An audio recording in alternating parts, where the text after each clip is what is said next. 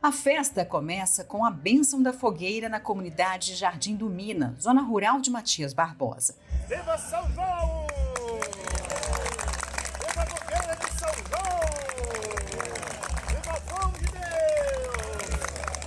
Viva Jesus!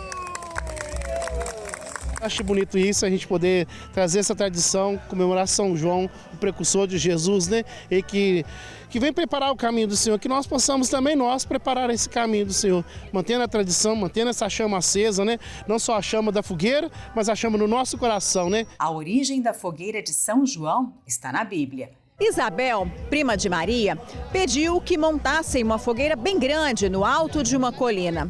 Quando o filho dela, João Batista, nasceu, o fogo foi aceso para que de longe Maria soubesse do nascimento.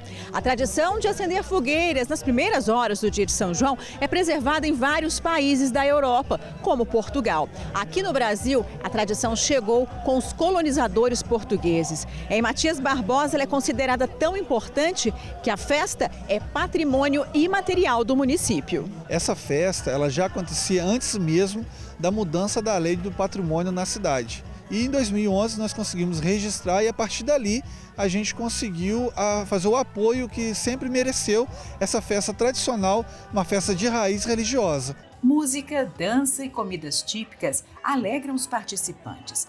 Os alimentos são doados e partilhados. As toras de madeira queimam a noite inteira. Às 11h30 as brasas da fogueira são espalhadas, formando um caminho de fé. Todos se reúnem para rezar. Aqueles que querem provar a própria fé tiram os sapatos e se preparam. À meia-noite em ponto, eles passam descalços sobre as brasas, sem se queimar. A gente vê as pessoas, a motivação das pessoas e a gente tem que crer, né? A gente precisa ter essa fé de passar até mesmo sobre as brasas, né? E que a gente possa fazer essa caminhada todo ano junto aí. Para saudar São João, fogos de artifício.